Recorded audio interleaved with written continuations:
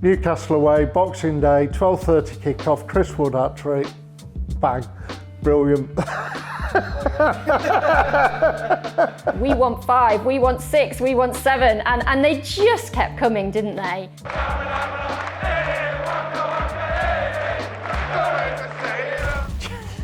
Yes. Even got the Adidas trainers on. There we go then.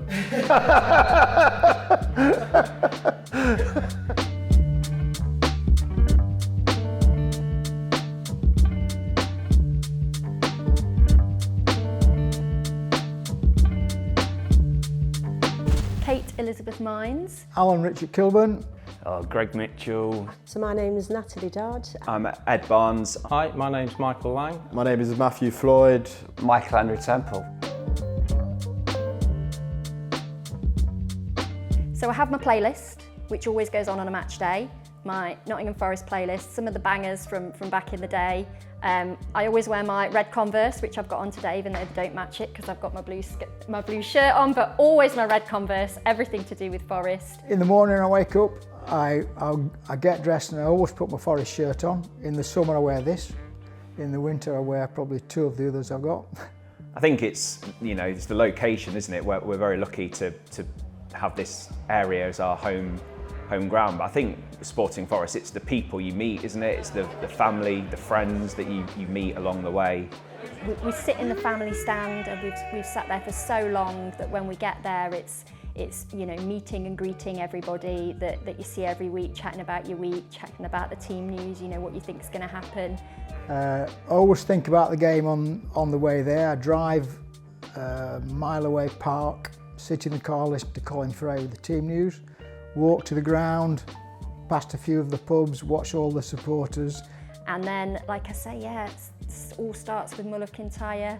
I have to bring a scarf, the same scarf, it was my mum's, every week, and it's another one of my little superstitions. The atmosphere grows, come outside the ground, come past the hot dog stands and listen to the supporters singing. Often the away supporters I passed walking over Lady Bay Bridge, and then go in the ground and just soak up the atmosphere.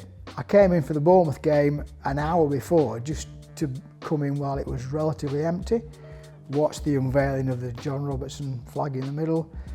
It's just you often think about football sometimes just being a game, but the day of a match day is more than that. It's the atmosphere that's created by the crowd, but before the crowd come in, it's things that are happening. The stewards preparing for the game, the players coming out and practicing.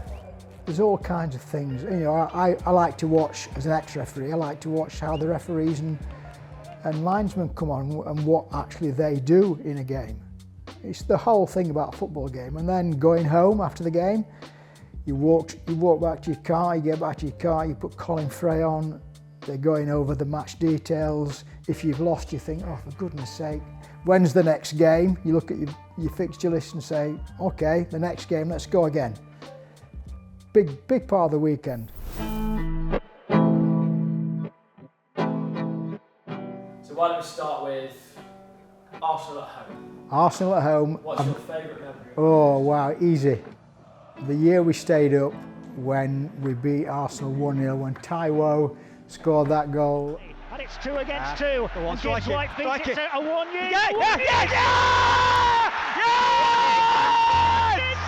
And the whole stadium just erupted, and it was such a feeling of A, relief, but B, it was just, heart-warming. It made you really realise what a pleasure it was to be a Forest fan in the Premier League. What has been an incredible end to the season? Aston Villa at home, tough one that really, isn't it?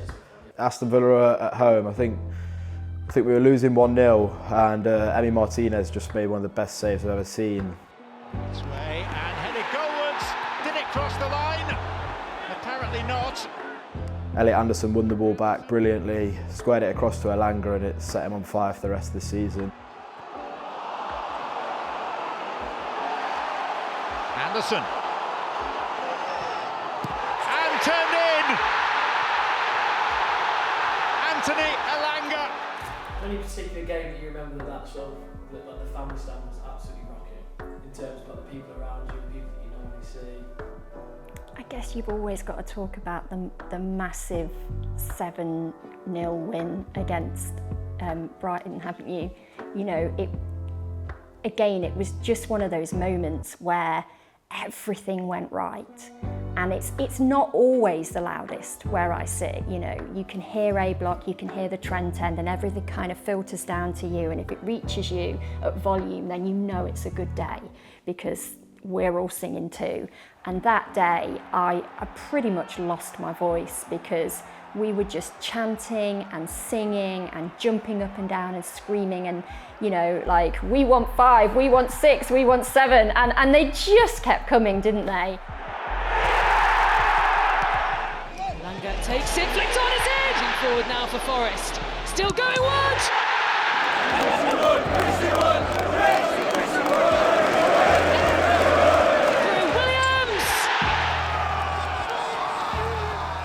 My memory of Chelsea at home is just that feeling of relief, staying up that day at the City ground. Early part of the game felt so positive, managed to find a lead. Gibbs White that clips it in, it's Willy Bolly, it's 1-1. It's a goal of immense quality. Now Gibbs White, good first touch from Malanga. Hudson-Odoi, cutting inside again! Scoring the goal that may well keep Nottingham Forest in the Premier League. The relief in the ground, having secured our place in the Premier League, was what stays with me. Talk to me about Coventry at home. I think we won 2-0, and again, it was at that point you thought, God, something special's happening here. You know, Coventry aren't a bad team, and we just comfortably beat them 2-0 without really breaking sweat. It's a clever pass, and they've got plenty of runners in the middle. Johnson's there, he's still there, and he's done it again. Beats his man, threads it through, chance for Ghana! Forest double their lead! And you thought, whoa, this team has got the real potential to carry on and get promoted, as we did later on. Where I sit in the Brian Clough stand is almost directly above the away fans. I thought the Leeds fans were a bit overconfident that day. They were giving it to us, plenty of chanting, making some noise.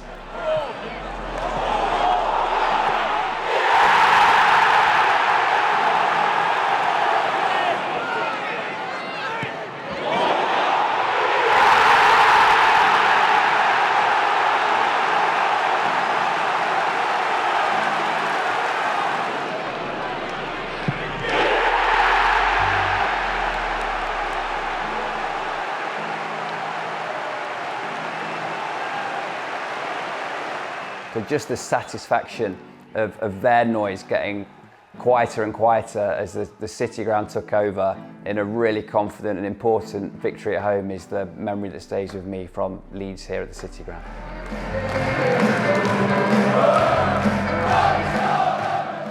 What about Liverpool at home? Liverpool at home, first ever goal that was televised live in the Premiership was Teddy Sheringham against Liverpool, 1992. Gemmell's onside. Plenty of options here for Forest. Clough screaming for the ball. He doesn't have to. Nottingham Forest take the lead. The first Premier League goal for Nottingham Forest, and it's a peach. Man City at home, my favourite one is the first season back. I think we scored one of the best team goals you'll ever see. I think every player touched the ball. The final move to finish it off was magnificent.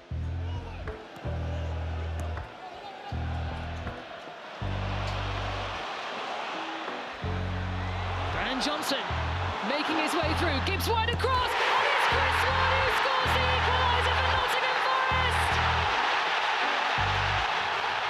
Forest! Spurs at home will always stay with me. It was the first game that I brought my 5-year-old son to. His first core memory of being here is seeing Callum Hudson-Odoi whip that cross shot just inside the far stick, and that will stay with him forever. Hudson-Odoi wide left. Hudson-Odoi taking on Bentancur, twisting one way and then the other, and firing. Oh! It's gone straight in! Hudson-Odoi from wide on the left-hand side. Hudson-Odoi jinks away from one, lays it back for Sangare. Oh! What a hit!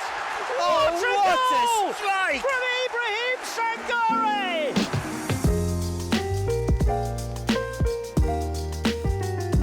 I think the exciting ones for me is where you know that the game's going to be at a weekend and you think, right, we can get a train for this, and there's a few of you, it's not every week now, where you can all meet at Nottingham train station and, you know, get a couple of cans if that's what you enjoy, and off you go, and the trains are never running on time, or they're never the right ones, so you're never going to get a seat. But just being in that compact environment and travelling with your team all in the same colours and the same shirts, and you're just ready for it, especially at the start of the season.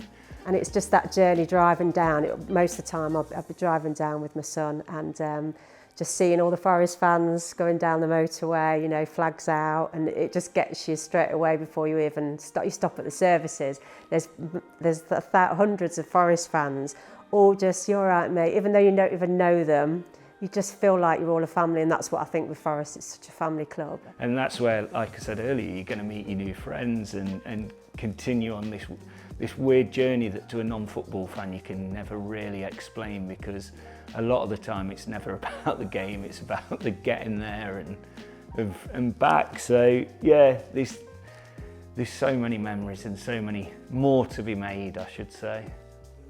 I remember going to Man United away last season, not the season that's happened, the one before, when it was I think it was in December. We won 3-2, so everyone remembers that, but it was a horrible day, it was wet, it was windy, all the trains were getting cancelled left, right and centre. We managed to get up there okay, but it was a 5:30 kick-off on a cold Saturday night in December, and I think all the trains back to Nottingham and back to the Midlands after the game were cancelled.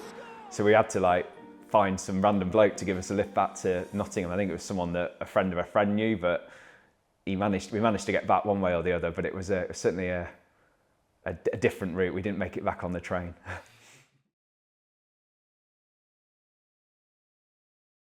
The penalty area, Grabban gets it under control. Yeah! Villa away, I think we'll go back to the Championship when we drew 5-5. Probably the craziest game I've ever been to. Carvalho has taken one on towards the edge of the penalty area, finds Lolly. Lolly drives it in, Grabban tucks it in. Here's Lolly again, he's cut inside away from Taylor and rolls it infield towards Carvalho, pokes it in. Having another run and rolls it in towards Cash on the edge of the penalty area. Cash bursts it two, and Cash puts it in. The middle of the Villa half now for Colback. Colback turns away from Grealish, gives it to Lolly. Lolly is 30 yards out, thinking about a shot. Oh, it's in! And finds a ball into Grabban inside the penalty area. Grabban gets it under control. Scores! Grabban at the near post underneath the goalkeeper's body, and it's 5-5. Would you believe? Joe Lolly, 4 assists and a worldie of a goal. Something I'll never forget on a cold Wednesday night with no expectation.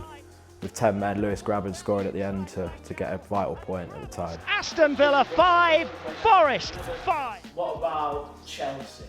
Any good Chelsea away or Chelsea? Oh, right. This season, Chelsea away, I was away again. This was while I was in France, and we were got back from a walk in our hotel, switched my phone on, couldn't get it on the TV in the hotel room, saw the team news, I think it was 8 changes, virtual second side, and I said, wow, this is a massive change. My phone kept pinging, 1-0. Round the back of the early opportunities, what a start for Nottingham Forest. 2-0. This all the way to make it 2-0, yes he can. Forest supporters in dreamland. Taiwo scores again. And here he is, driving forward, and what are you waiting? There is number 3. So to win away at Chelsea in any situation is brilliant, but to win in that situation, which virtually gave us, well, kept us in the Premier League, didn't it? Let's go to Crystal Palace away, let's say. What's your weird and wonderful stories from Crystal Palace? We always have good results against Palace generally, haven't we? We don't lose them very often, so hopefully I'm not jinxing it now. But the first season back in the Premier League, last game of the season, safety secured. It was 1-1, wasn't it? But I don't think anyone actually remembers the game. It was the Waka Waka game. Everyone in fancy dress, hot sunshine.